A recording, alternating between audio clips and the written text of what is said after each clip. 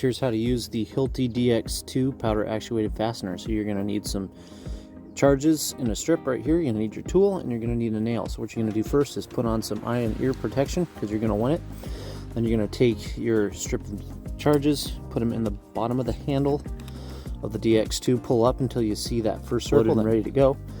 Then you're going to go ahead and put your nail in the front just till it stops, that little piece of plastic. Then what you're going to do is you're going to push this against whatever you want to shoot until the tip of the tool depresses to where my finger is, just like this.